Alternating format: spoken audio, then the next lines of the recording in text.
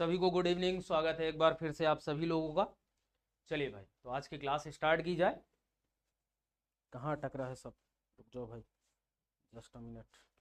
चलो ठीक है। तो आज हम लोग एक नए चैप्टर की शुरुआत करनी है और उस चैप्टर का नाम है सारणी। चौथा चैप्टर आपका, ठीक है। और सबसे पहले मैं सिलेबस डिस्कस कर देता हूँ जो बोर्ड की तरफ से है। मैंने आपको कई बार बताया है कि आप यूपीएमएसपी पे चेक कर लेना। चैप्टर नंबर हमें 4 की बात करनी है, जिसको आप सारणिक कहते हो, ठीक है। एक्चुअल में ये चैप्टर जो है और इसके पहले जो आपने पढ़ा आव्यूह, दोनों को मिला के हम पढ़ते हैं, लेकिन आपकी बुक में जो है अलग अलग है, तो हम अलग अलग डिस्कस कर ले रहे हैं, लेकिन क्वेश्चन जो आएगा दोनों से मिला के आएगा। क्लियर है? आई बात समझ में? हाँ, राधे राधे। राधे राधे। जय श्री कृष्णा, जय श्री राम, आदाब अर्जे, दुआ सलाम, सत श्री अकाल। ठीक है। तो क्वेश्चन अगर कोई समस्या हो तो पूछ लो, नहीं तो फिर क्लास स्टार्ट की जाए। क्लियर है? तो सिलेबस में जो है देखो, सब कुछ है। हमें क्या कटा है देखो, सबसे पहले ये जानना है कि सारणिक क्या होता है। इसका इंट्रो कर लेंगे भाई, ये बनता है, ये नियम कानून बनता है, जो पढ़ रहे हैं उसके बारे में जानना चाहिए। ठीक है। एक टॉपिक था सारणिकों के गुणधर्म।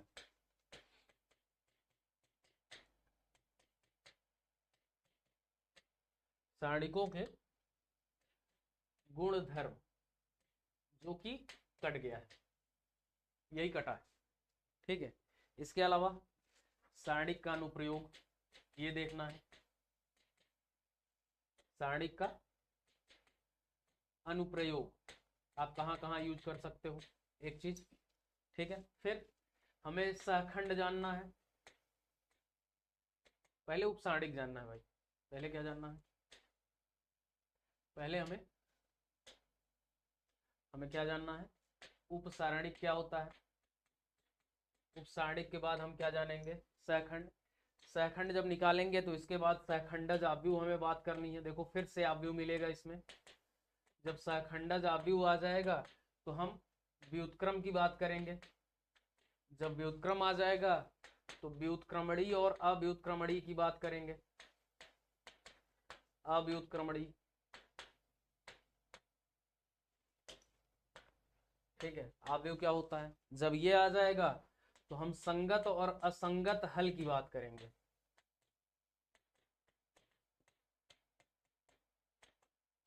और फिर जब ये सब पढ़ लेंगे तो इन सब का यूज करके हम समीकरण निकाय को हल करना सीखेंगे।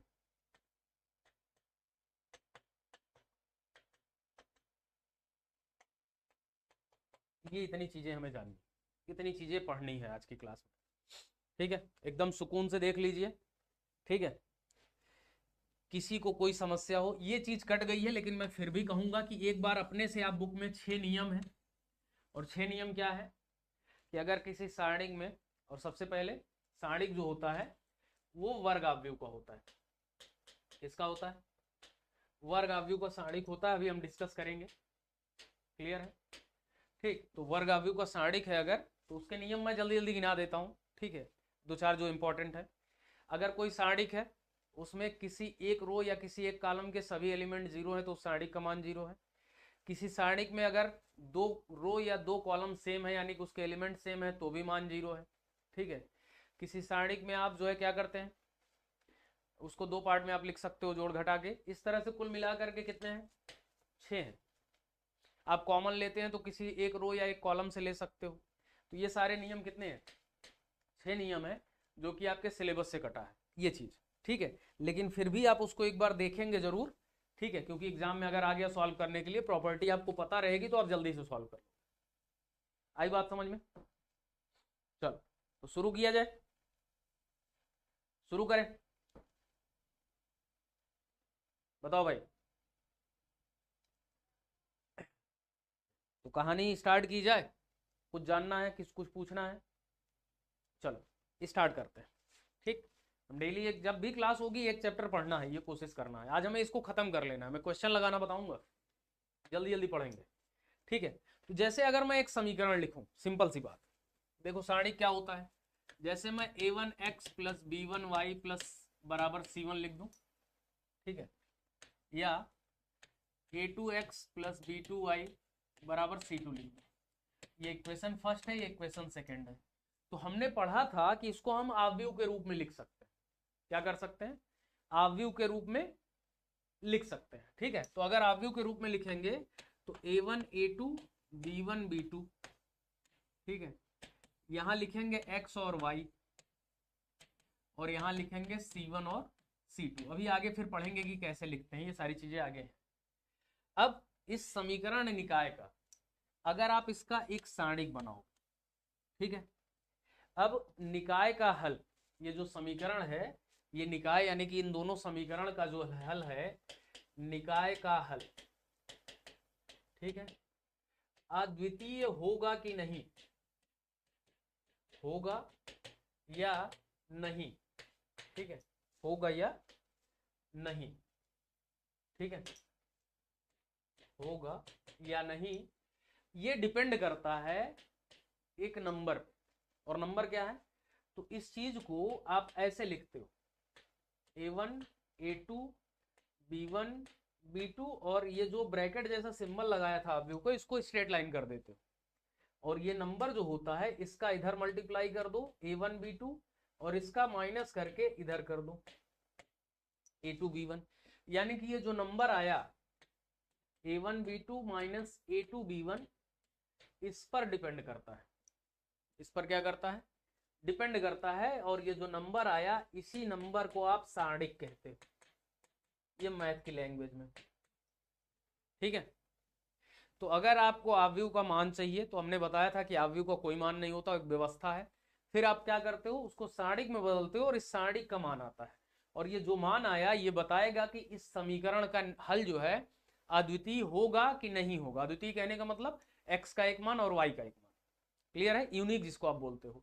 तो ये जो नंबर आया, यही नंबर क्या कहलाता है? सारणिक। और इसी नंबर को हम इस तरह लिखते हैं, या इसी को डेट ए कहा जाता है। सिंबल क्या होता है? तो कहा जाता है डेट ए, या इसी को आप ऐसे भी लिखते हो, ये रिप्रेजेंटेशन है। बोलो, सारणिक बात समझ में आई? एक सिंपल सा फंडा, किसी भी समीकरण निकाय का जो हल होता है, वो जो संख्या बताती है, वो संख्या क्या बताती है कि वो अद्वितीय होगा या नहीं। तो जो नंबर बताती है कि ये अद्वितीय हल होगा कि नहीं, उसी नंबर को आप सारणिक कहते हो, एकदम सिंपल सी लैंग्वेज में। बताओ, बात समझ में आ गई? ये सारणिक की डिफिनेशन है मैथ वाली, एकदम सिंपल सी लैंग्वेज में। ये समीकरण निकाय है, इसका आव्यूह बनाया। अब इस आव्यूह को हमने क्या किया, इसका मान निकाला तो उसको सारणिक में चेंज किया, ठीक है। तो सब मिलाकर के इस निकाय का जो हल अद्वितीय होगा कि नहीं होगा, तो ये नंबर बताएगा, और इसी नंबर को आप क्या कहते हो? सारणिक कहते हो। क्लियर?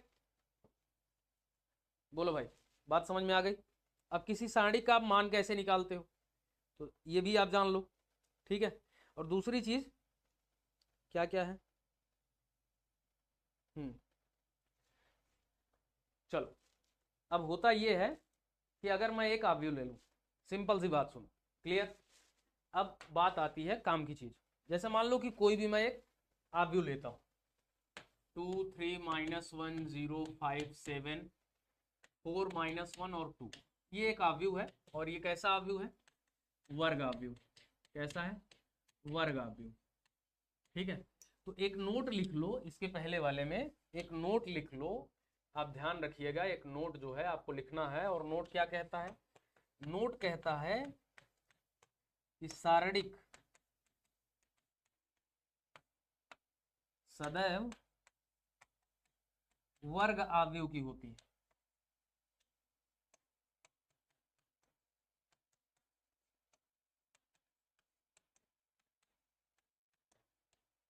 ठीक है, अगर आपका वर्ग आव्यूह नहीं है तो फिर वो सारणिक में नहीं बदलेगा। वर्ग आव्यूह कहने का मतलब कि रो और कॉलम क्या होना चाहिए? बराबर होना चाहिए। क्लियर है? जिसमें रो और कॉलम क्या हो? बराबर हो, तो वही वर्ग आव्यूह को आप क्या कर सकते हैं? सारणिक में बदल सकते हैं। इसके पीछे रीजन क्या है? तो रीजन ये है कि आप जानते हो कि ये जो आव्यूह है एक प्रकार का क्या है? समीकरण निकाय है, समीकरण है। और जितने उसमें चर होते हैं उतने समीकरण चाहिए आपको उसको हल करने के लिए। जैसे इसमें कितने चर हैं, एक्स और वाई, दो चर हैं इसलिए दो समीकरण। एक्स वाई जेड होता तो कितने समीकरण, तीन समीकरण। तो उससे जो अवयव बनाओगे हमेशा वर्ग अवयव होगा, इसीलिए उसका क्या आएगा, सारणिक आएगा। तो सारणिक कभी भी बनेगा तो किसका बनेगा, वर्ग अवयव का। ये चीज ध्यान रखना, क्लियर है। चलो अब आ जाओ, ये एक वर्ग अवयव। अब इसका मैं अगर सारणिक बनाना चाहूं, इसका क्या बनाना चाहूं, सारणिक अगर मैं बनाना चाहूं तो आपको क्या करना है, आपको बस एक सिंपल सा काम करना है, ठीक है, कि इसका जो सारणिक आएगा आप सब कुछ सेम लिखोगे, बस ये लाइन स्ट्रेट कर दोगे, सिंबल जो होता है। तो आप क्या लिखोगे, 2 3 -1 0 5 और 7, और क्या लिखोगे 4 -1 और 2। ये बन गया इसका सारणिक। अगर ये अवयव ए है तो इसको आप लिखोगे डेट ए, ऐसे आप दो सिंबल बना देते हो, सारणिक को रिप्रेजेंट करेगा। अब इसका कुछ ना कुछ मान आएगा, अब इसका क्या आएगा, कुछ ना कुछ मान आएगा। तो मान निकालने चल रहे हैं, बस आपको एक चीज ध्यान रखना है। क्या ध्यान रखना है, देखो इनकी पोजीशन होती है प्लस माइनस की, तो ये प्लस वाले पोजीशन पे, ये माइनस पे, ये प्लस पे, ये माइनस, ये प्लस, ये माइनस, ये प्लस, ये माइनस, ये प्लस, अल्टरनेट चलता है, कहीं से भी चलो, plus minus plus, plus minus plus, minus plus minus, plus minus plus, alternate चलता है। प्लस से स्टार्ट करो और जैसे चलते जाओ, ऐसे ऐसे ऐसे कैसे भी चलो, क्लियर है। और जब इतनी चीजें हो जाएंगी तो आपको क्या करना है, ये आपका क्या है, R1 है, ये क्या है, R2 है, और ये क्या है, R3 है, ये क्या है, C1 है, ये क्या है, C2 है, और ये क्या है, C3 है। तो किसी एक रो या किसी एक कॉलम के सापेक्ष आप इसका मान निकाल सकते हो, किसी एक रो या किसी एक कॉलम के सापेक्ष, ठीक है, आप मान निकाल सकते हो। और चाहे जिसके सापेक्ष निकालो हमेशा बराबर आएगा। और मान निकालते कैसे हैं ये भी जान लो, ठीक है। तो आप मान कैसे निकालते हो, तो अगर मैं R1 के सापेक्ष चलूं, किसके सापेक्ष चल रहा हूं, R1 के सापेक्ष। आपको कभी भी मान निकालना हो तो आप उसके सापेक्ष चला करो जिसमें सबसे ज्यादा जीरो। अब यहाँ पे जीरो वाला कॉन्सेप्ट है नहीं, एक जीरो है, ठीक है, कोई बात नहीं, काम चला लेंगे। तो आपको क्या करना है, R1 के सापेक्ष, क्लियर है। तो ये पोजीशन लिख दी, मैं यहाँ पे लिख दे रहा हूँ, एक मिनट, एक दोबारा इसको लिख देता हूँ, चलो आपको समझने में थोड़ा सा देखने में आसानी होगी, और कुछ नहीं। 2 3 -1 0 5 7, ठीक है, 4 -1 और 2। तो जिनको नहीं पता है, ठीक है, अब ध्यान से सुनना कि मान निकलता कैसे। आप चाहे जिसके सापेक्ष निकालना, सेम आंसर आएगा आपको। तो R1 के सापेक्ष चलोगे तो सबसे पहले आप क्या लिखोगे, 2, 2 लिखा, और ये जिस रो और जिस कॉलम में है उसको छोड़ दो। तो पहला रो और पहला कॉलम छोड़ दो, जो बचा उसको देखो, क्या बचा, 5 7 -1 और 2। यहां मैं लिखना चाहूं तो मैं क्या लिखूंगा, बचा 5 7 -1 और 2, ये बचा। ये कौन वाले पोजीशन पे था, प्लस पे। फिर क्या आएगा, R1 के सापेक्ष चल रहे हो इधर, तो ये आएगा -3।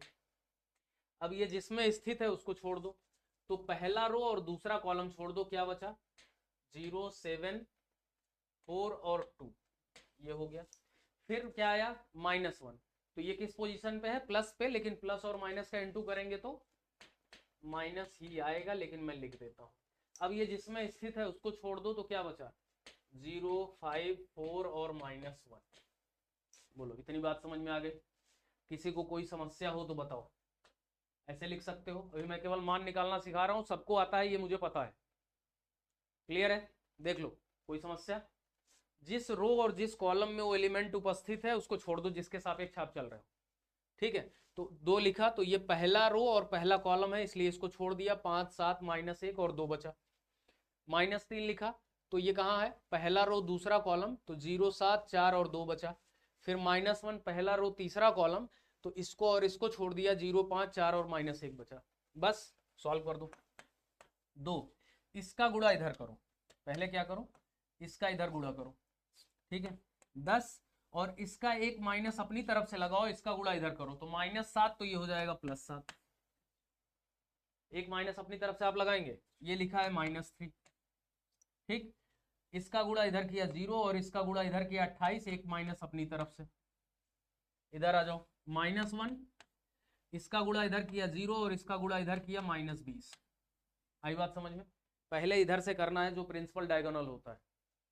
कितना आ जाएगा, 17 दूना 34, ये कितना आएगा, -28, गुणा करो,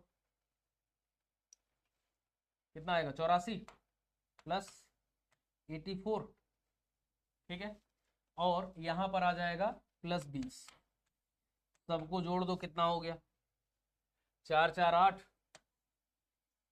2 10 13,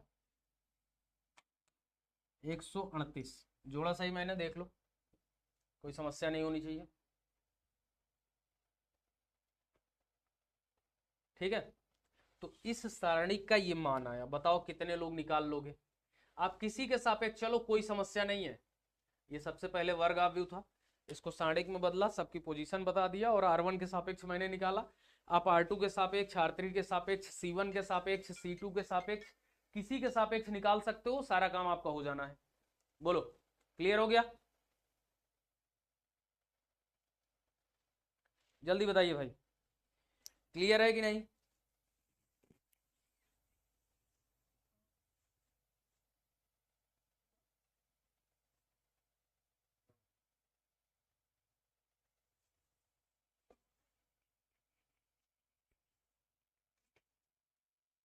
बताइए, कोई समस्या? मान निकाल लोगे? जल्दी बताओ।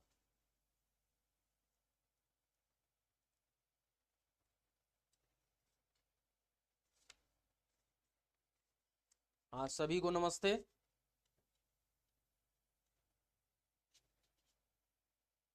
चलिए चलें आगे। अरे बस हो गया भैया, नमस्ते, कितना नमस्ते करोगे?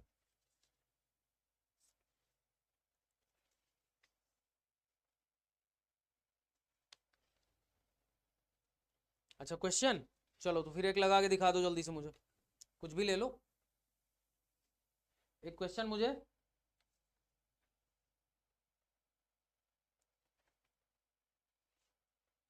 एक क्वेश्चन मुझे लगा के दिखाओ जल्दी से, आंसर इसका। मैं क्वेश्चन लिख देता हूँ, फिर मैं अगले टॉपिक पे चलता हूँ। क्वेश्चन क्या है? 1 2 4, और क्या है? -1 3, और क्या है? 4 1। इसका मान मुझे निकाल के बताइए कि कितना आएगा, जल्दी से बताओ सब लोग।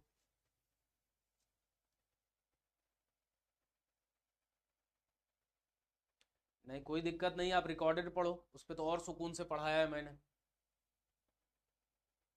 ठीक है,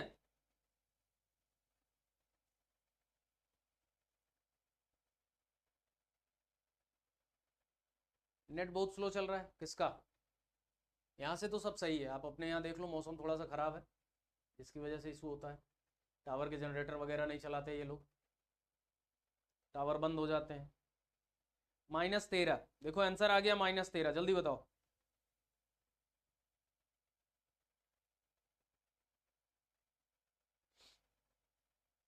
कौन है? श्रवण का -52, जिसका -52 आ रहा है उसका सही आ रहा है, जिसका -52 आया उसका सही आया। ठीक, चलो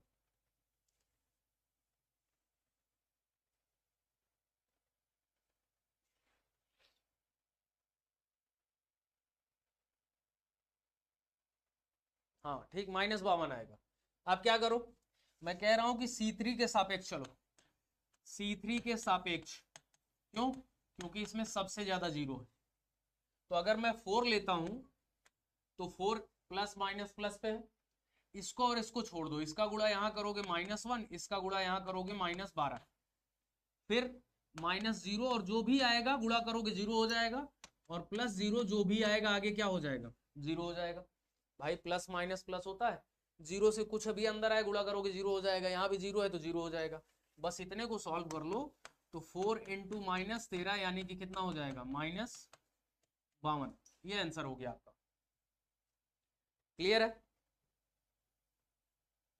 आई बात समझ में?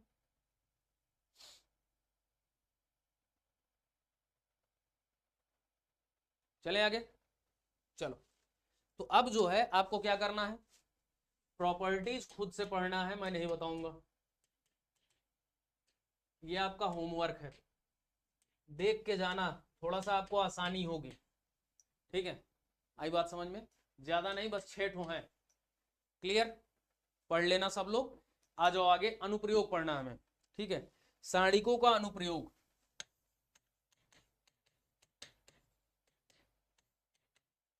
सारणिकों का अनुप्रयोग।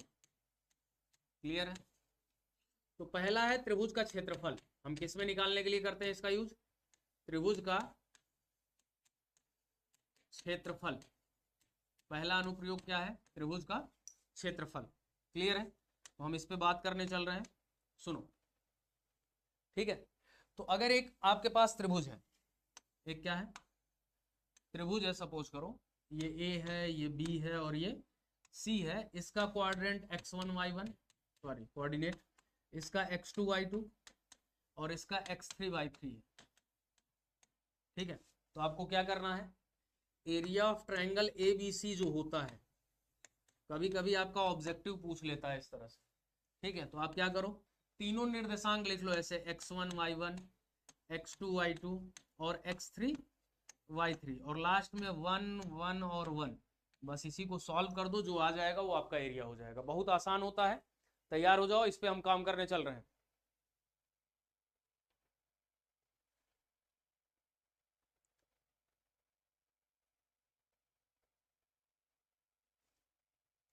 ठीक है, ये पहला है। ये क्या है? पहला है। ये पहला यूज है, अनुप्रयोग है। और इसका दूसरा अनुप्रयोग जो है, नोट कर लिया इसको, इसका जो दूसरा अनुप्रयोग है वो है संरेख होने का प्रतिबंध। ठीक है, वो क्या है? तीन बिंदुओं के संरेख होने का प्रतिबंध। तीन बिंदुओं के संरेख होने का प्रतिबंध। ठीक है, क्या होता है संरेख? ठीक है, यानी कि तीन या तीन से अधिक बिंदु अगर एक लाइन पे, जैसे मान लो कि ये आपके 3 पॉइंट्स, पहला x1 y1 ए है, दूसरा बी है x2 y2 और तीसरा सी है x3 y3। ठीक है, तो इनसे आप सारणिक बनाओगे।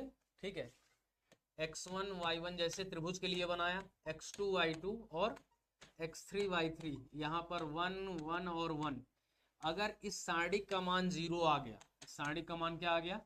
0 आ गया, तो तीनों बिंदु क्या है? संरेख है। इससे जो सारणिक बनेगा उससे अगर इसका मान 0 आ गया तो तीनों क्या है? संरेख है। ये आपके संरेख होने का क्या है? प्रतिबंध है। क्लियर है? यानी कि जो त्रिभुज आया था ये कैसे आया? जो त्रिभुज आया था, क्या आया था? जो त्रिभुज आया था, इस त्रिभुज के क्षेत्रफल को आप क्या करो? 0 कर दो। ये वाला पॉइंट अगर यहां पहुंच गया, कॉन्सेप्ट क्या कहता है? ये पॉइंट अगर यहां पहुंच गया ए, अगर ए यहां आ गया तो तीनों एक सीधी रेखा में हो गए। अगर यहां आने का मतलब इसकी हाइट क्या हो गई? 0 हो गई। हाइट 0 हो गई तो इसका क्षेत्रफल क्या हो गया? 0 हो गया। तो 0 हो गया, बस इसको 0 कर दो। यहाँ पे हाफ छूट गया है, देखो यहाँ पे हाफ मेंशन कर लेना। एक चीज छूट गई भाई, इसके लिए मैं माफी चाहता हूँ। त्रिभुज का जो क्षेत्रफल होता है यहाँ 1/2 भी होता है साथ, तो इसको आप जरूर लिख लेना। ठीक है, ये छूट गया है। क्लियर? आई बात समझ में? 1/2 छूट गया है, इसको लिख लेना नोट करके। क्लियर हो गया? ये मिस मत करना, नहीं तो बाद में कहोगे कि आंसर नहीं आ रहा है। तो त्रिभुज का क्षेत्रफल अगर 0 कर दोगे तो ये जो वर्टेक्स ए है, शीर्ष ए है, वो इस लाइन पे आ जाएगा, यानी कि तीनों एक सीध में हो जाएंगे। तो यही क्षेत्रफल अगर 0 कर दोगे तो हाफ उधर जाएगा, 0 हो गया, बस ये बचेगा। तो वही आगे लिखा हुआ है कि ये क्या होगा? 0 के बराबर होगा, तो तीनों क्या होंगे? संरेख होंगे। क्लियर है?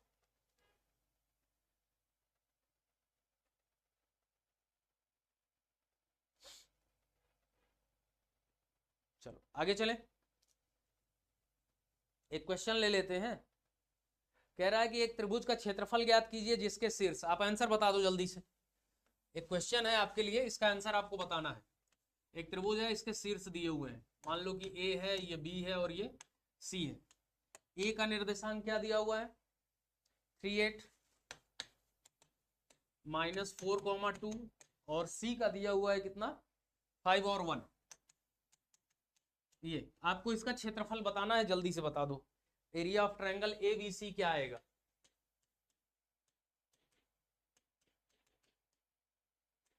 जल्दी बताओ कि त्रिभुज का क्षेत्रफल क्या आएगा।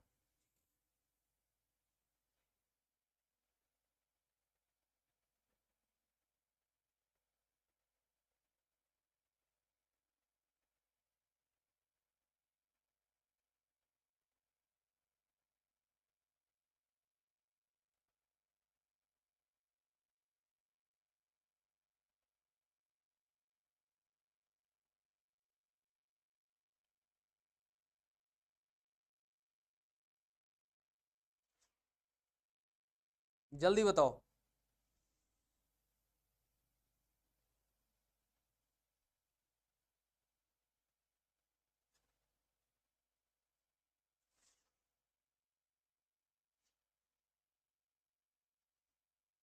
जेई मेन, अच्छा अभी मैं कमेंट देखा, मैं देख नहीं रहा था भाई। क्या पूछना चाह रहे हो? जेई मेन का क्या हाल होगा? होगा क्या? पढ़ो आप, उस पर सारे वीडियोस पड़े हुए हैं यार, ऐसे कहोगे? ठीक है, प्रॉपर उस पर वीडियो पड़े हुए हैं। आप अगर 12th खत्म कर लिए हो तो उसके आगे का पढ़ो। ठीक है, आधा पोर्शन विकास सर ने पढ़ाया है, कोऑर्डिनेट मैंने पढ़ाया है। ठीक है, एक और टॉपिक है उसको मैं पढ़ा दूंगा, कोई बड़ी चीज नहीं है वो। ठीक है, कितना आया?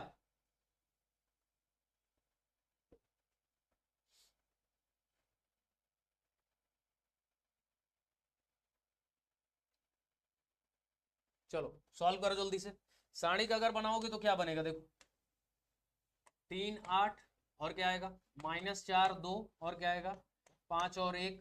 ठीक है, यहाँ 1/2 आएगा, और यहाँ पे 1 1 और 1 आएगा। सॉल्व कर दो जल्दी से। तो किसके अबाउट? C3 देखो आसान है, किसी के अबाउट ओपन कर दो। तो ये कितना आ जाएगा, 1/2 तो रहेगा ही रहेगा, इसको छोड़ दो ऐसे ही। ठीक है, यहाँ क्या लिखोगे, 3 लिखोगे, इसको और इसको छोड़ दिया, 2 -1 आ गया। -8 लिखोगे, इसको और इसको छोड़ दिया, -4 -5 आ गया। ठीक है, और +1, इसको और इसको छोड़ दो, -4 और -10 आ गया। बस इसी को सॉल्व कर दो, जो आ जाएगा आंसर हो जाएगा। सॉल्व करना आता है ना? सॉल्व करो। 1/2, यहाँ कितना आएगा देखो, 1 आएगा, 3 हो जाएगा। यहाँ कितना आएगा, 5 4 9, 72 हो जाएगा। यहाँ पर देखो 14 हो जाएगा माइनस का।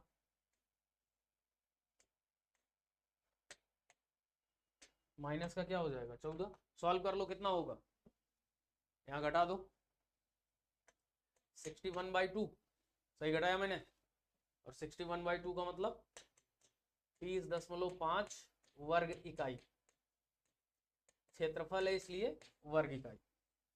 सॉल्व कर लो जल्दी से। हाँ 61/2 सही है। अरे यही तो बता रहा हूं तुम्हें।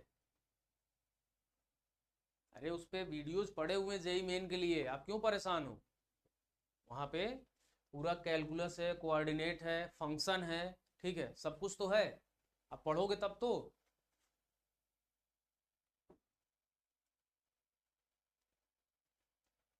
ठीक है, चलो।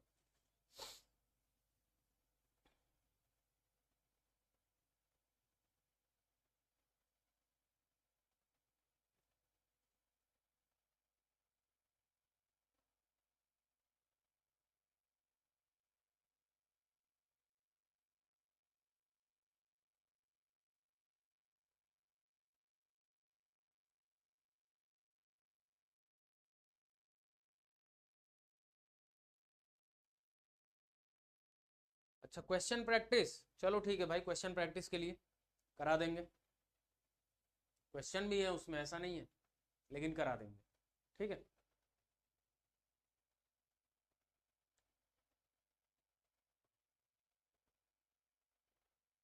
चलो। इससे एक क्वेश्चन और आता है, एक क्वेश्चन और देखो। कहता है कि सारणिक का प्रयोग करके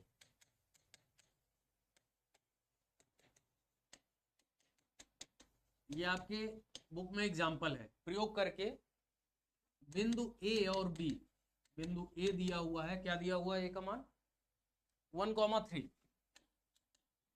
और बिंदु बी, बी क्या दिया हुआ है 0,0, से होकर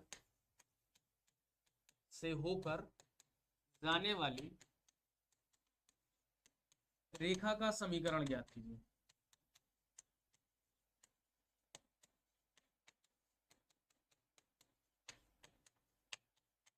अब आप कहोगे कि आपने जो पढ़ाया उसमें ये बताया कि त्रिभुज का क्षेत्रफल और 3 बिंदु संरेख, समीकरण तो बताया ही नहीं। ठीक है, समीकरण तो आपने बताया ही नहीं। क्लियर है? तो हम क्या करेंगे, देखो मान लो कि 2 पॉइंट है आपके पास, अगर इसका डायग्राम आप बनाते हो, एक पॉइंट ए है और एक पॉइंट बी है। ये पॉइंट हमारा क्या है, ए जो है वो क्या है भाई, ए जो है ये दिया हुआ है ए और ये दिया हुआ है बी। ये दिया हुआ है 1,3, ये दिया हुआ है 0,0। अब मान लो कि अगर आप समीकरण निकालते हो तो एक्स वाई आता है उसमें। एक तीसरा पॉइंट है यहाँ पर कहीं x y, x comma y, इसी के टर्म में हम समीकरण निकालेंगे। मान लो सी है। क्या तीनों संरेख दिख रहे हैं? तो कभी भी समीकरण निकालने को कहे तो तीसरा पॉइंट एक्स कॉमा वाई अपनी तरफ से मान लो आप। ठीक है, तो इसको उस फॉर्मेट में लिखोगे तो 1 और 3 लिखोगे, फिर क्या लिखोगे 0 और 0 लिखोगे, एक्स और वाई लिखोगे, और लास्ट कोऑर्डिनेट आप 1 1 1 लिखते हो। और ये किसके बराबर होना चाहिए, 0। देखो पहला कोऑर्डिनेट एक्स और वाई, एक्स और वाई, और एक्स और वाई जो माना था, और इधर 1 1 1 लिखते हो, संरेख होने वाली कंडीशन। ठीक है भाई, समीकरण कोई भी निकालोगे तो उसमें एक आर्बिट्री पॉइंट होता है, चलायमान बिंदु, उसी के फॉर्मेट में हम क्या करते हैं, इक्वेशन बनाते हैं। तो एक्स वाई के रूप में इसको सॉल्व कर दो, बस आपका आंसर आ जाएगा। ठीक है, तो अगर मैं R2 के सापेक्ष ओपन कर दूं, किसके सापेक्ष, R2 के, तो ये 0 ये 0 क्या बचा, -1, प्लस माइनस प्लस चलेगा, इसकी पोजीशन क्या है माइनस पे, तो ये और ये छोड़ दोगे, इसका गुणा इधर और इसका गुणा इधर, y माइनस 3x बराबर क्या, 0। इधर तो 0 ऑलरेडी है, इधर सॉल्व कर दिया, ये भी 0 हो गया, ये भी 0 हो गया, किसी भी नंबर से गुणा करोगे तो यहां से क्या मिल जाएगा, देखो 3x माइनस वाई बराबर क्या, 0, या y बराबर 3x। ये आपका आंसर हो गया उस रेखा का समीकरण। देखो आसान भाषा में एकदम। हाँ 3x माइनस वाई बराबर 0, बिल्कुल सही है। y, हाँ बिल्कुल सही है, जो भी आ रहा है आंसर सब सही आ रहा है। ये बात समझ में आई? समीकरण निकाल सकते हो, जल्दी बताओ।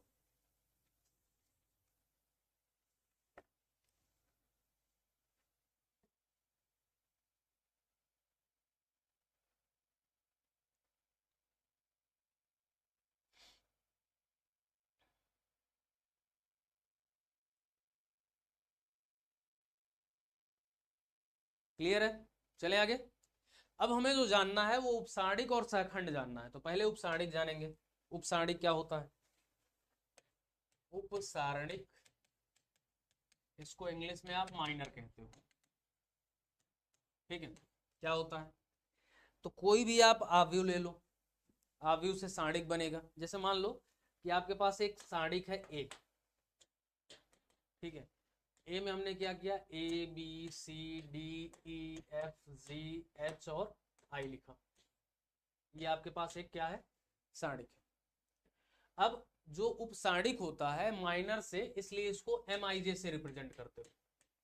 एम आई जे का मतलब एम से वो एलिमेंट होगा और आई और जे उसकी पोजीशन बताएंगे कि कौन से रो और कौन से कॉलम में। तो जैसे अगर मैं ए के उपसारणिक की बात करूं, क्या करूं, ए का उपसारणिक,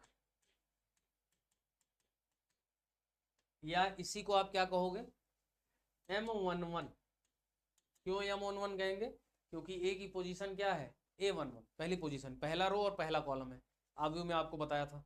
क्लियर है? अगर मैं बी की बात करता, बी का उपसारणिक, तो इसको हम क्या लिखते, M12, पहला रो दूसरा कॉलम लिखते। तो देखो होता क्या है कि जिस रो और जिस कॉलम में उपस्थित है उसको छोड़ दो। आप छोड़ दोगे तो ये पहला रो और पहला कॉलम छोड़ दोगे, क्या बचेगा, ई F G H I, sorry E F H I. तो क्या बचा, ई बचा, एफ बचा, एच बचा और आई बचा। इसी को बस सॉल्व कर दो। यहां पर छोड़ोगे जिसमें उपस्थित है, तो पहला रो दूसरा कॉलम छोड़ोगे, क्या आएगा, डी आएगा, एफ आएगा, जी आएगा और आई आएगा। बस क्या ध्यान रखना है आपको, प्लस माइनस ध्यान नहीं रखना है। आपको प्लस माइनस नहीं ध्यान रखना है। जैसे आप पोजीशन पढ़ते हो ना प्लस माइनस वाली, तो प्लस माइनस आपको ध्यान नहीं रखना है। क्लियर हुआ? ठीक है, आवाज स्लो आ रही है, बताओ भाई, आवाज तो सही आ रही है यार, आवाज का इशू तो नहीं है ना, बोलो।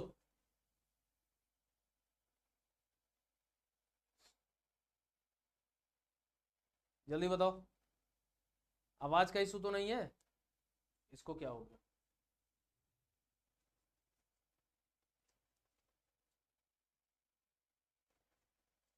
चलिए,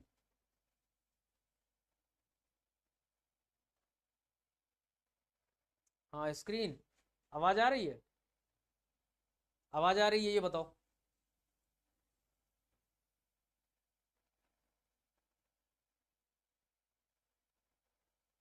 दिख नहीं रहा है ना, आवाज आ रही है ना, बस 1 मिनट रुक जाओ, जस्ट अ मिनट।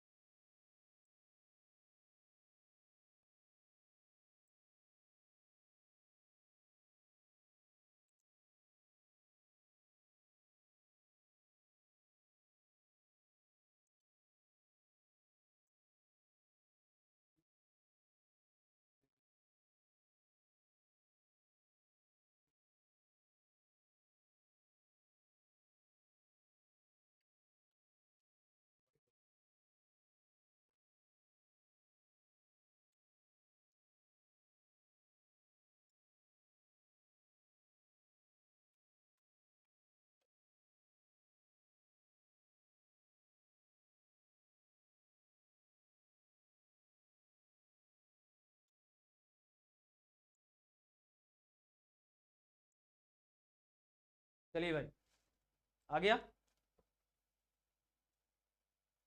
दिखने लगा।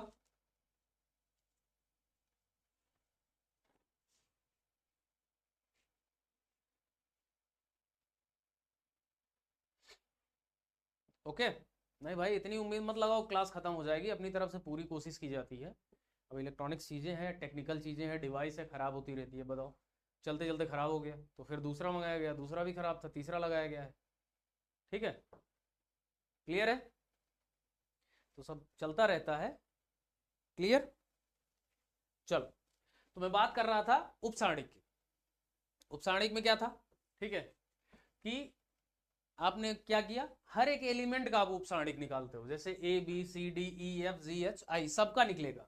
तो जैसे मैंने ए का निकाला, बी का निकाला, इसको आप सॉल्व करोगे तो क्या आ जाएगा, देखो ई इंटू आई माइनस एच इंटू एफ, ये कोई ना कोई नंबर आएगा।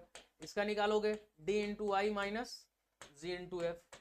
ठीक है, बस क्या करना है, जो प्लस माइनस सिंबल था, ये प्लस पे था, ये माइनस पे, ये प्लस पे, ये माइनस, ये प्लस, ये माइनस, ये प्लस, ये माइनस, ये प्लस, आपको बस ये सिंबल नहीं लगाना है। देखो मैंने नॉर्मल बी के साथ भी केवल वही लिखा, सिंबल नहीं लगाना है। सिंबल नहीं लगाओगे तो क्या आएगा, माइनर, इसको क्या बोला जाता है।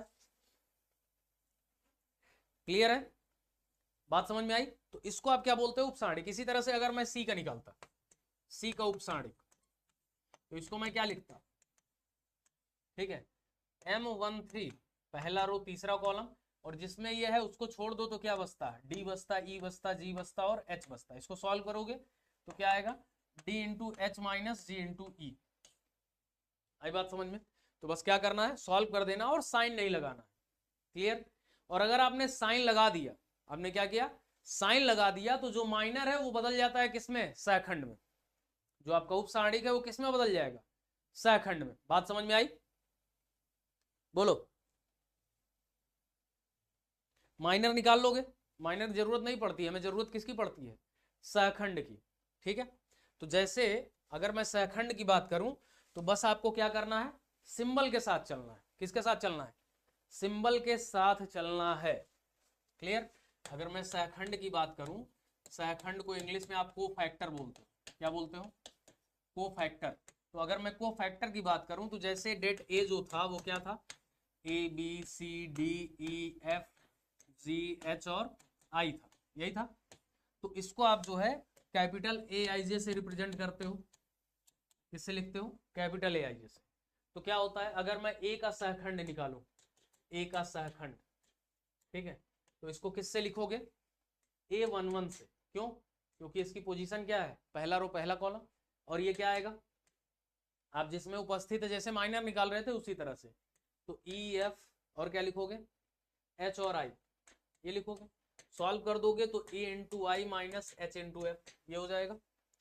अगर मैं बी का सहखंड लिखूं, बी का क्या लिखूं, सहखंड, ठीक है, क्या लिखूं, बी का सहखंड, तो इसको हम क्या लिखेंगे, A12, और बस यहाँ क्या लग जाएगा, माइनस, क्योंकि बी की पोजीशन क्या होती है, माइनस। अब इसको छोड़ दो, इसको और इसको छोड़ दो, क्या बचा, डी एफ बचा, और क्या बचा, जी और आई बचा। तो इसको सॉल्व करोगे तो माइनस क्या आ जाएगा, डी इंटू आई और माइनस जी इंटू क्या, एफ। तो ये जो होगा, अगर आप साइन के साथ चलते हो, किसके साथ, चिन्ह के साथ, क्या, उपसारणिक, उपसारणिक, इसको आप क्या कहोगे, तो ये कहलाएगा आपका सहखंड। बोलो, निकाल लोगे, आसान है। चिन्ह के साथ अगर आप क्या निकालते हो, उपसारणिक निकालते हो, तो उसी को सहखंड कहोगे। जैसे अगर मैं आपसे f का पूछूं, f का सहखंड, ठीक है, सभी का आएगा, जितने एलिमेंट्स हैं सभी का। तो सहखंड देखो प्लस माइनस पे है, तो आप क्या लिखो, कौन सी पोजीशन है इसकी, A23 पे है, दूसरा रो तीसरा कॉलम, तो इसकी पोजीशन क्या है, A23, और ये क्या होगा, माइनस लगाओगे, और जिसमें जिसमें है उसको छोड़ दो, तो क्या बचेगा, A बचेगा, B बचेगा, और क्या बचेगा, G और H बचेगा। बताओ, बचेगा ये, बाकी तो ये तीसरा कॉलम दूसरा रो छोड़ दोगे आप। अब इसको सॉल्व करोगे तो माइनस लग जाएगा, A into H minus G into B, ये आ जाएगा। बोलो, आई बात समझ में कि नहीं आई, जल्दी बोलो, क्लियर हो गया। साइन के साथ चलोगे, लेकिन जिसका निकालोगे उससे गुणा नहीं हो रहा है, ध्यान रखना। जैसे मान निकालते हो तो मान में जिसके सापेक्ष निकालते हो उस एलिमेंट का गुणा भी करते हो, यहां गुणा नहीं हो रहा है, उसको आपको परमानेंटली छोड़ देना है, जो बचा केवल उससे मतलब है। तो उपसारणिक और सहखंड समझ में आ गया? जल्दी बोलो, अगर समझ में आ गया तो आगे चलें।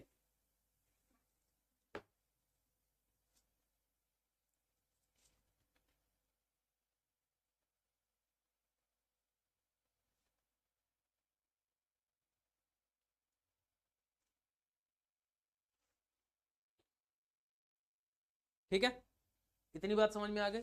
अब हमें जो पढ़ना है वो एडजॉइंट पढ़ना है, आव्यूह के सहखंडज, आव्यूह का सहखंडज। ठीक है, अभी हम सबका निकालना सीखेंगे एक साथ, या इसी को आप कहते हो सहखंडज आव्यूह। देखो, पढ़ रहे थे सारणिक, पहुंच गए आव्यूह में। ठीक है, क्या पढ़ना है? सहखंडज आव्यूह, एडजॉइंट ऑफ अ मैट्रिक्स। ठीक है, ये हमारा टॉपिक है, क्लियर। अब देखो होता क्या है, सहखंडज आव्यूह, तो किसी सारणिक के सहखंडों से बने आव्यूह। जैसे आप सहखंड निकालोगे, इसमें जैसे ये कोई नंबर आया, ये कोई नंबर आया, ये कोई नंबर आया, इसी तरह से आपके अगर 3x3 का सारणिक है, ठीक है, तो इसके 9 सहखंड आएंगे, उससे आव्यूह बनाओगे, बना सकते हो ना, सारे नंबर लिख के आव्यूह बना सकते हैं हम।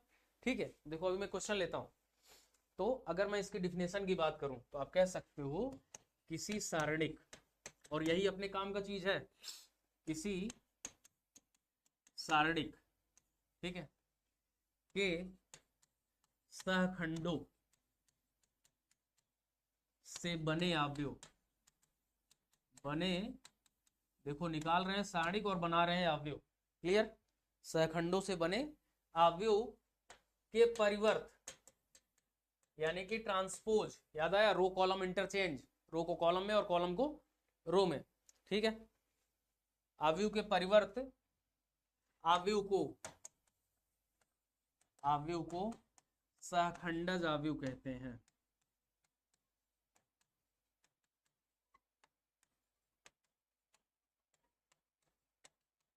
ठीक, तो हमें सबसे पहले क्या निकालना है, एक आव्यूह दिया रहेगा, उसको सारणिक में बदलेंगे, सारणिक में बदलेंगे, फिर उस सारणिक का क्या निकालेंगे, सहखंड, सहखंड से जो आएगा उससे फिर क्या बनाएंगे, आव्यूह, और उसका क्या करेंगे, परिवर्त। देखो क्या प्रोसेस है, प्रोसेस ये है कि आव्यूह दिया रहेगा, आव्यूह से हम क्या बनाएंगे, सारणिक, सारणिक से क्या निकालेंगे, सहखंड, सहखंड से क्या बनाएंगे, फिर से आव्यूह, आव्यूह जब आ जाएगा तो इसका क्या निकालेंगे, परिवर्त, और जब परिवर्त आ जाएगा तो ये जो आया इसी को आप कहोगे सहखंडज आव्यूह। क्या कहोगे, सहखंडज आव्यूह एडजॉइंट ऑफ ए। आई बात समझ में? इसको किससे लिखते हो, एडजॉइंट ऑफ ए, इससे आप इसको लिखते हो। बोलो, इतनी बात समझ में आ गई? जल्दी बताओ, अगर इतनी बात समझ में आ गई तो एक मैं एग्जांपल लेता हूं सिंपल सा, और उसको लिखते हैं, इसी की जरूरत पड़ेगी हमें। ठीक, जल्दी बताओ।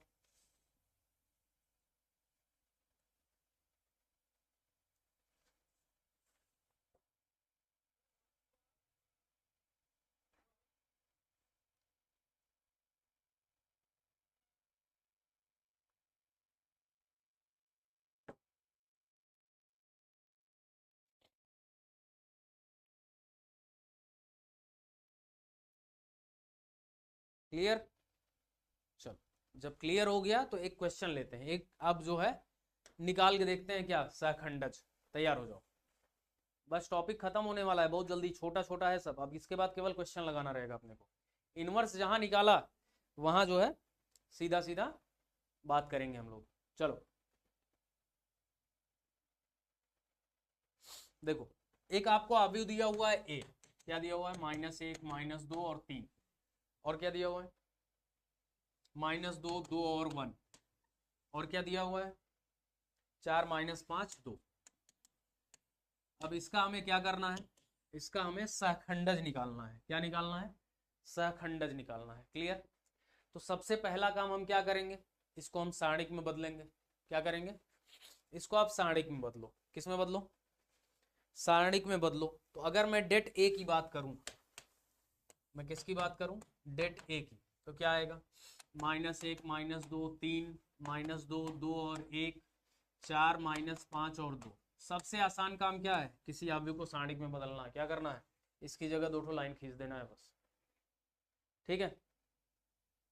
वॉइस थोड़ा थोड़ा आ रहा है भाई, सभी को वॉइस की दिक्कत है क्या? जल्दी बताओ। अगर वॉइस की दिक्कत है तो वो भी सुधार लिया जाए। जल्दी बताओ। सही तो चल रहा है यार, तुम लोग कह रहे हो थोड़ा थोड़ा आ रहा है।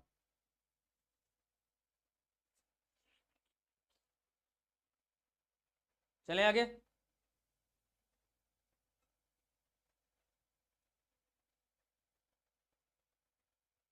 क्लियर है? सॉल्व करो इसको। वॉइस सही है कि नहीं? जल्दी बताओ। वॉइस सही है? क्लियर है? स्लो आ रही ज्यादा? जल्दी बताओ। हाँ, सभी को हेलो हाय गुड इवनिंग फिर से। थोड़ी सी स्लो है? अच्छा, रुक जाओ, बढ़वा देते हैं। जस्ट अ मिनट वेट करो।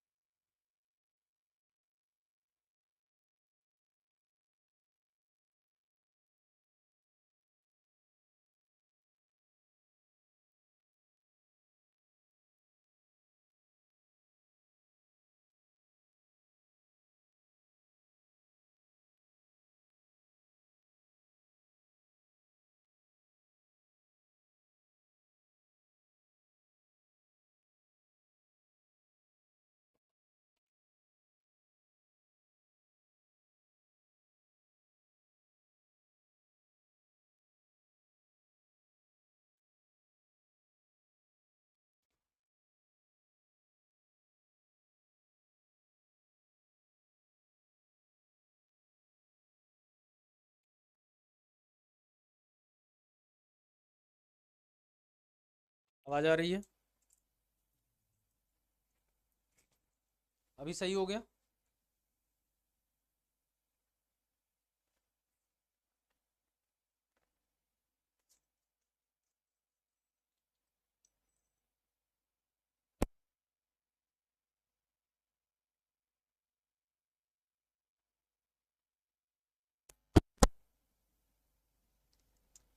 अब सही आ रही होगी।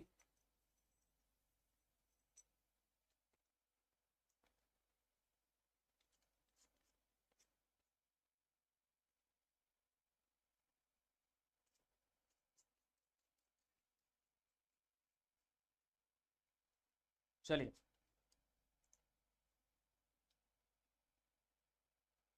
वॉइस सही है? पहले वॉइस बताओ सही है कि नहीं। वॉइस अगर सही है तो स्क्रीन अभी आ जाएगी।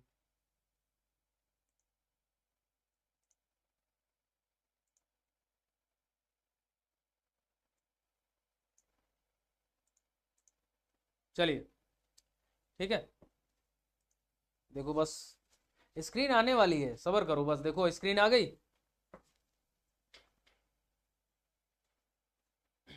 वॉइस सही है? वॉइस सही है तो देखो स्क्रीन भी सही हो गई। सही हो गई ना? देखो चलता रहता है जादू।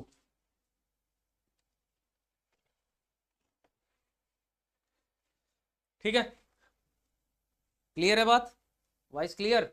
हाँ चलो, ठीक। तो ये जो है, ये दिखा।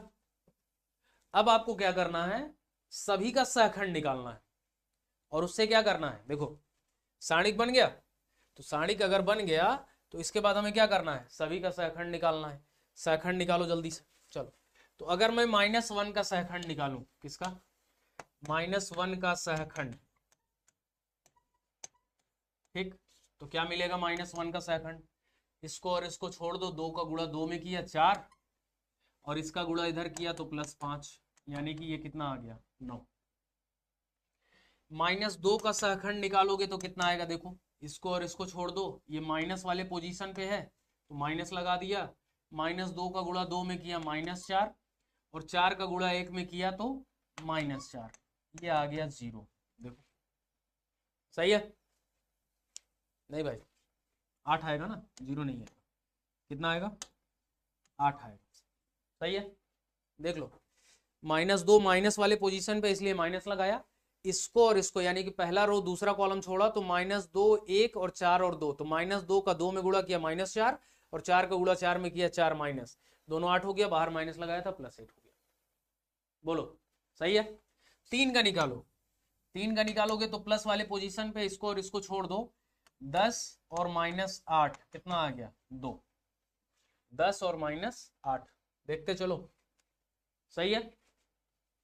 अब आगे अगर मैं चलूं, ठीक है, तो हमें क्या मिलेगा, देखो अगर मैं आगे बात करूं तो अब जो है हम किसके निकालेंगे, -2 का फिर से, अब यहां आ जाते हैं, देखो ये पहला रो निकाल लिया, अब दूसरे रो पे आ जाओ, -2 का सहखंड फिर से निकालो, ठीक है, कितना आ जाएगा प्लस माइनस, माइनस वाले पोजीशन पे है तो माइनस लगा लो पहले, इसको और इसको छोड़ दो, इसका गुणा यहां करोगे -4, और इसका गुणा यहां करोगे तो -15, तो ये +15 हो जाएगा, जोड़ दिया तो कितना हो गया 11, तो ये हो गया -11। क्लियर। अब 2 का निकालो, 2 का सहखंड निकालोगे प्लस वाले पोजीशन पे आएगा, तो प्लस वाला ये और ये छोड़ दो, -1 का इंटू 2 में किया तो -2, और 4 का गुणा 3 में किया तो 12, कितना हो गया -14। ठीक है, फिर किसका निकालोगे 1 का, 1 का निकालो, तो इसको और इसको छोड़ दो, इसका गुणा यहां करोगे 5 और +8, और ये किस पोजीशन पे है, माइनस वाले पोजीशन पे है, तो 1 लग जाएगा माइनस, देखो ये प्लस आएगा तो ये माइनस आएगा, तो ये कितना हो जाएगा -13, सही है। अब थर्ड रो में आ जाओ, किस में आ जाओ, थर्ड रो में, ठीक है, तो 4 का निकालोगे अगर, तो 4 का कितना आ जाएगा, ये और ये छोड़ दो, 2 का गुणा -1 में किया -2, और इसका गुणा यहाँ किया -6, और देखो 4 प्लस वाले पोजीशन पे है तो प्लस रहेगा, कितना आ जाएगा -8। चलो -5 का निकालो, तो माइनस वाले पोजीशन पे है तो एक माइनस पहले लगा लो, ये और ये छोड़ दो, यानी कि तीसरा रो दूसरा कॉलम छोड़ दिया, तो इसका गुणा यहाँ किया -1 और ये +6, 2 का गुणा 3 में कर दिया -6, एक लगा दिया, तो ये आ गया -5। ठीक है, अब 2 का निकालो, लास्ट वाला 2 का निकालोगे तो ये और ये छोड़ दोगे, इसका गुणा इधर करोगे तो ये किस पे आएगा, इसका गुणा इधर किया तो -2, और इसका गुणा इधर किया तो -4, तो ये हो गया कितना -6। तो ये आपने सभी का क्या किया, सहखंड निकाल लिया। अब सहखंड से क्या करना है, आव्यूह बनाना है। आपको क्या करना है, सहखंड से बना आव्यूह। अब आव्यूह बनाओ, जैसे जैसे निकाला है वैसे वैसे रखते जाओ। तो लिखोगे तो 9 लिखोगे, फिर 8 लिखोगे, फिर क्या लिखोगे 2 लिखोगे, ये पहला रो हो गया। फिर क्या लिखोगे -11 -14 और क्या -13, ये हो गया दूसरा रो। फिर क्या लिखोगे -8 और क्या -5 और क्या लिखोगे -6, ये हो गया तीसरा रो। तो ये बन गया हमारा आव्यूह। ठीक है, अब इस आव्यूह का क्या करना है, परिवर्त निकालना है। देखो जो जो लिखा है स्टेप बस वही करना है, सब कुछ आपको आता रहेगा, बस कैलकुलेशन सही नहीं करोगे तो ये गलत हो जाएगा। ठीक, अब यहां के बाद हम क्या करेंगे, हम इसका निकालेंगे परिवर्त। क्या निकालेंगे, परिवर्त। और परिवर्त निकालोगे तो जो आएगा उसी को हम एडजॉइंट ए कहेंगे। ठीक है, इसी को क्या कहोगे, एडजॉइंट ऑफ ए कहोगे। ए का आप क्या निकाल रहे हो, एडजॉइंट निकाल रहे हो, तो कितना आ जाएगा 9 8 2। ठीक है, -11 -14 -13 और -8 -5 और -6, ये आपका इसका क्या आ गया, एडजॉइंट आ गया। बोलो आई बात समझ में, किसी को कोई समस्या अगर हो तो बता देना। इसको मैं इधर कर दूं थोड़ा सा। इसको जो है उठा करके इधर फिट कर दो, देखो काम हो जाए आपका, तो हो जाना चाहिए। दिखाई दे रहा है? चलो दिख रहा है। इसके बाद मैंने क्या किया है, ये वाला काम कर दिया। ठीक है, किसी को कोई प्रॉब्लम है इसमें, देख लो और मुझे बताओ अगर हो तो। ये चीज सबको आना चाहिए।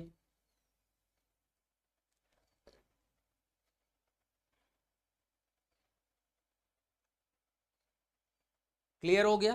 कैलकुलेशन हो सकता है मेरा कहीं गलत हो गया, वो अपनी जगह है, आप सही करना। क्या करना है आपको, सहखंड निकालने के लिए चिन्ह के साथ चलना है। सहखंड निकल जाएगा, और जब सहखंड निकल जाएगा तो बस एक चीज आपको ध्यान रखना है। क्या ध्यान रखना है? ठीक है, अब हमें बात करनी है व्युत्क्रमणी और अव्युत्क्रमणी की, और उसके बाद व्युत्क्रम की। बस ये टॉपिक खत्म हो जाएगा, फिर सवाल लगाना रहेगा केवल, समीकरण। क्लियर है इतनी बात? चलो निकाल लोगे। मेन जो काम है वो यही है।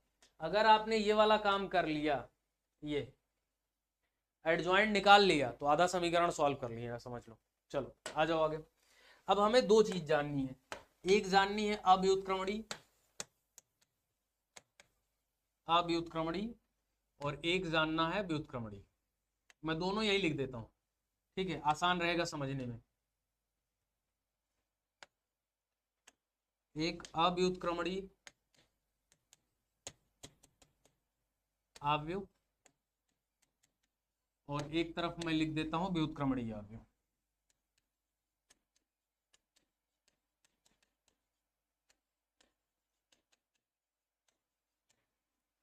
ठीक है, एक अव्युत्क्रमणी और एक व्युत्क्रमणी आव्यूह। ठीक है, तो एक सिंपल सी चीज सुनो पहले, इसके पहले एक चीज और जान लो, अभी उस पे आएंगे। देखो, अगर मैं व्युत्क्रम की बात करूं, आव्यूह ए का व्युत्क्रम, देखो ये आव्यूह से हटा हुआ है, लेकिन कैसे? By elementary operation. ठीक है, जो आप पढ़ते थे, इधर गुणा करो उधर गुणा करो, प्रारंभिक संक्रिया से निकालना हट गया है सिलेबस से। लेकिन आप जब समीकरण सॉल्व करोगे तो आपको इनवर्स निकालना पड़ेगा, और उसका तरीका है। ठीक है, आव्यूह ए का व्युत्क्रम, ठीक है, और कंडीशन क्या है कि आव्यूह जो होगा वो वर्ग आव्यूह होगा। जहां आप कह सकते हो, या वर्ग आव्यूह लिख लो, वर्ग आव्यूह ए का व्युत्क्रम, क्योंकि आप केवल वर्ग आव्यूह का व्युत्क्रम निकाल सकते हो, ये ध्यान रखना। ठीक है, वर्ग आव्यूह ए का व्युत्क्रम ए इनवर्स से लिखते हो। किससे लिखते हो? ए इनवर्स से। और ये क्या होता है? एडजॉइंट ऑफ ए और divided by determinant of A, ये फार्मूला होता है। जहां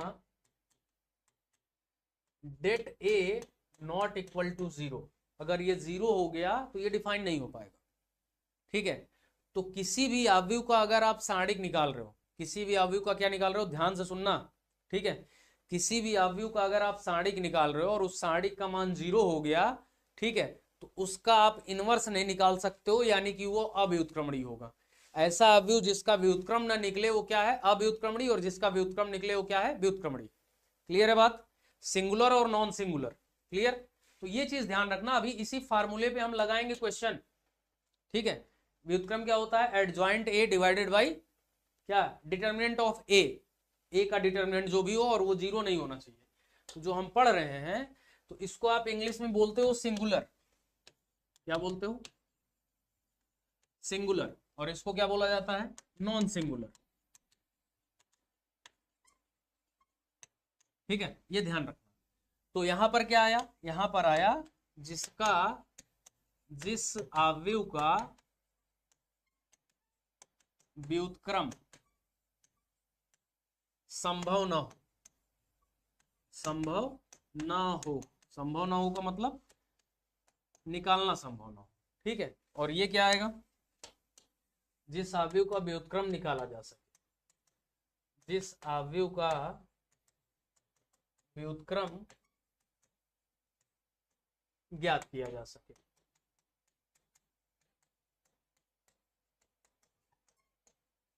ठीक है, तो कब कब संभव नहीं होगा? तो ये संभव नहीं होगा जब अवयव ए का जो सारणिक है वो इक्वल 0 हो जाए, वो क्या हो जाए, इक्वल 0 हो जाए। और ये कब संभव है, जब अवयव ए का सारणिक जो है नॉट इक्वल 0 रहे। तो अगर उस सारणिक का मान नॉट इक्वल 0 है तो उसको आप क्या कहोगे, व्युत्क्रमणीय अवयव। और अगर डेट ए 0 हो गया तो उसको आप क्या कहेंगे, अव्युत्क्रमणीय अवयव। दोनों में अंतर है, ध्यान से नोट कर लो। बोलो, आई बात समझ में?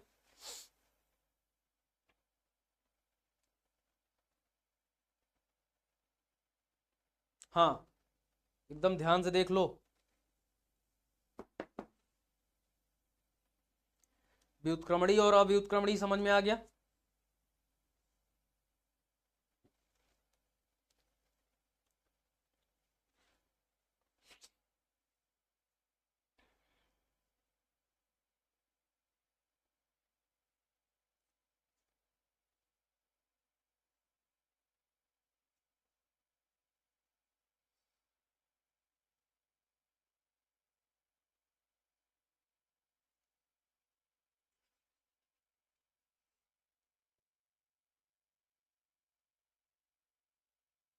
ठीक है, तो एक नोट है इसमें, आप जानते रहना।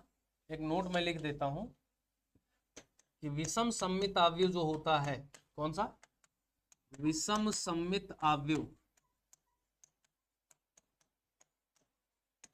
अवयव अर्थात जिसका आप ट्रांसपोज निकालो और वो -1 के इक्वल हो, ठीक है, अव्युत्क्रमणीय अवयव होता है।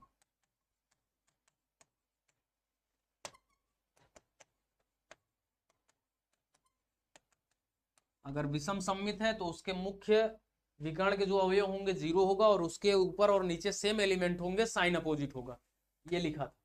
ठीक है, तो जैसे अगर मैं एग्जाम्पल लिखूं इसका, ठीक है, इसका क्या लिखूं, एग्जाम्पल लिख दूं, तो जैसे मैं लिखना चाहूं 0 1 2, ठीक है, -1 0, और यहाँ -3, यहाँ लिख दूं -2 3 और 0। तो ये जो अवयव है ये कैसा है, ये विषम सममित भी है और अव्युत्क्रमणीय भी है, ये दोनों है। ये जो है ये क्या है, विषम सममित भी है और क्या है, अव्युत्क्रमणीय भी है। आप निकाल के देखोगे तो इसका डेट ए जो आएगा वो 0 आएगा। क्लियर है बात? तो ये छोटी छोटी बात है, इनको आप ध्यान रखना। अब हम आते हैं, ये हो गया व्युत्क्रमणीय और अव्युत्क्रमणीय, समझ में आया? जल्दी बोलो। आप क्लास में न्यू हैं, चलिए भाई स्वागत है आपका। नए लोगों को मैं स्वागत बहुत अच्छा करता हूं। क्लियर हो गया बात?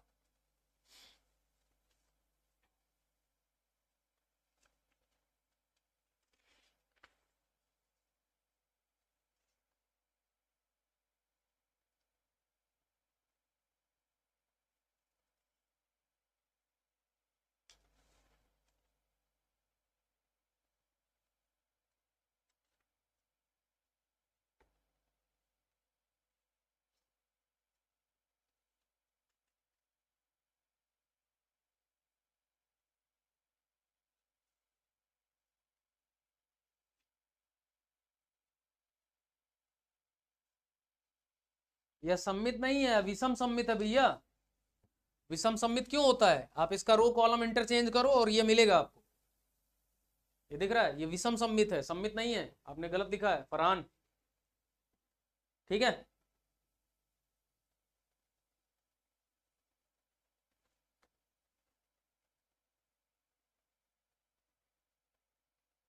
क्लियर?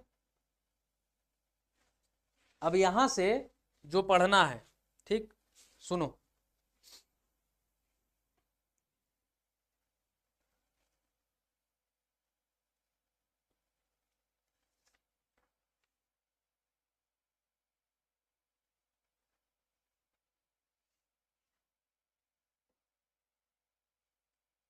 अब यहां से हमें जो पढ़ना है, 8 नंबर का क्वेश्चन आता है, तैयार हो जाओ।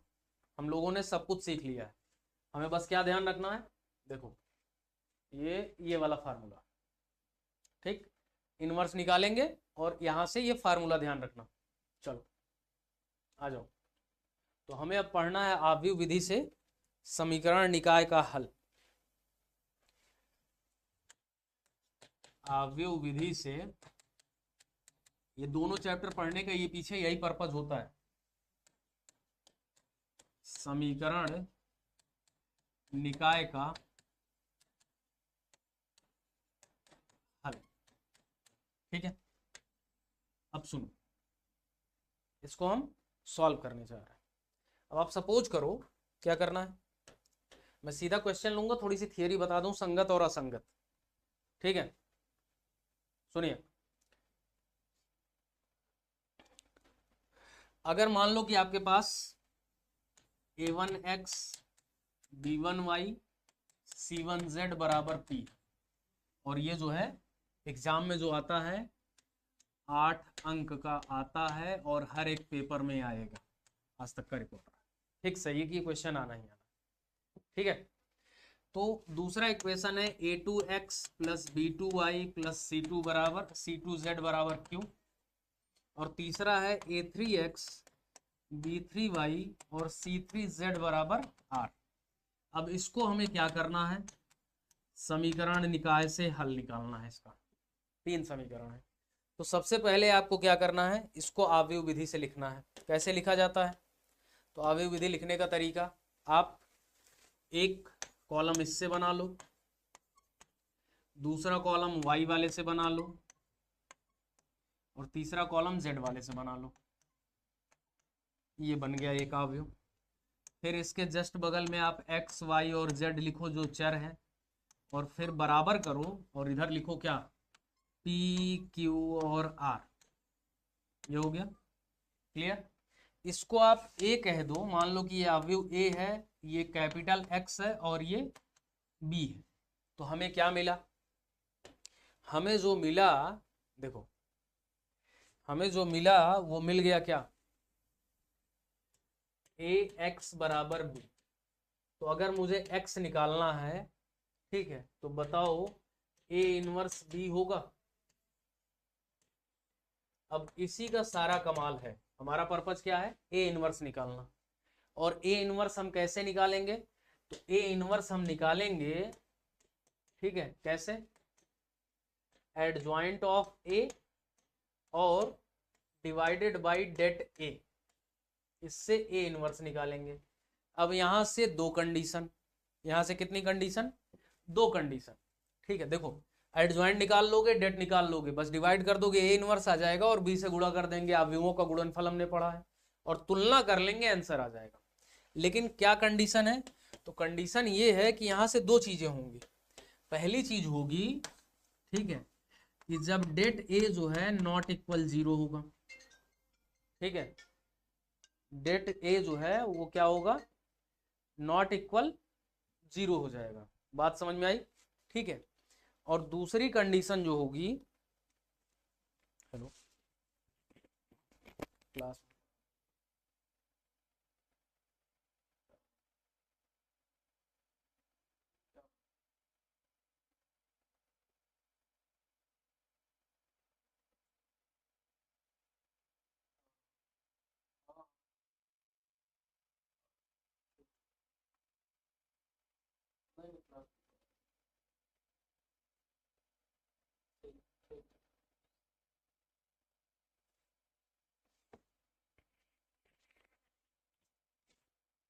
चलो, और दूसरी कंडीशन है जब डेट ए 0 हो जाए, ठीक है, डेट ए क्या हो जाए, 0 हो जाए, यानी कि अवयव ए जो है वो क्या हो जाए, अव्युत्क्रमणी। ये है तो क्या है, व्युत्क्रमणी, और ये क्या है, अव्युत्क्रमणी। तो जब व्युत्क्रमणी होगा इस वाले कंडीशन में, इसी को आप संगत कहते हो, निकाय का संगत हल होगा। ठीक है, निकाय का जो आएगा वो संगत हल आएगा, यूनिक आएगा, अद्वितीय आएगा। और इस कंडीशन को आप क्या कहते हो, असंगत हल।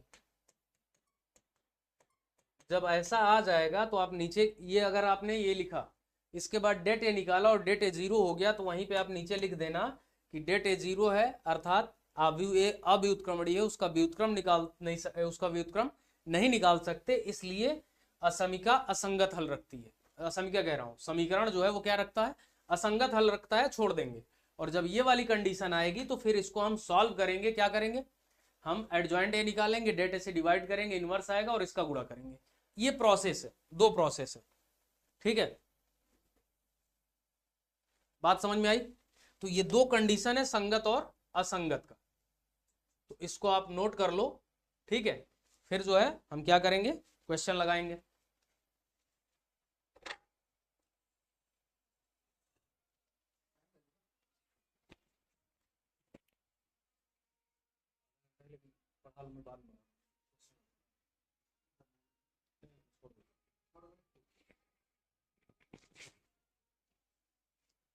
ठीक है, आई बात समझ में? तो ये जो तरीका है इससे आप क्या कर सकते हैं, सॉल्व कर सकते हैं। मैंने लगवाया भी है, ठीक है, तैयार हो जाइए। इस पे क्वेश्चन जो है हम लोग अगली क्लास में लगाएंगे, इस पे क्वेश्चन लगाएंगे। छोटी सी क्लास होगी, आपको 2-3 क्वेश्चन मैं लगवाऊंगा, लेकिन आपको क्वेश्चन लगाना भी है तो एक क्वेश्चन लिख लो मेरी तरफ से, आप सॉल्व करना, ठीक है। इक्वेशन जो है आप सॉल्व कर लेना, मैं अगली क्लास में इस पे क्वेश्चन लगवाऊंगा, ठीक है। 8 नंबर आपका फिक्स है एकदम, क्लियर? लिख लो 3x - 2y, क्वेश्चन लिखो 3x - 2y + 3z बराबर 8। दूसरा लिखो 2x + y - z बराबर 1। और तीसरा आप इक्वेशन लिखिए 4x - 3y - 2z बराबर 4, ये प्लस है। इक्वेशन 1, इक्वेशन 2 और इक्वेशन 3 आपको इसको सॉल्व करना है आव्यूह विधि से। कौन सी विधि से? आव्यूह विधि से, क्लियर है? इसको जरूर सॉल्व करना, और इसका आपको क्या करना है, आंसर बताना है। मैं आंसर लिख देता हूं, कितना आएगा आंसर जो आएगा, x बराबर 1 आएगा, y बराबर 2 आएगा, और z बराबर क्या आएगा, 3 आएगा। ये आपको सॉल्व करना है, और नेक्स्ट क्लास में हम लोग इस पे क्वेश्चन लगाएंगे, फिर अगले चैप्टर को स्टार्ट करेंगे, ठीक है। चलिए फिर मिलते हैं आपसे अगली क्लास में।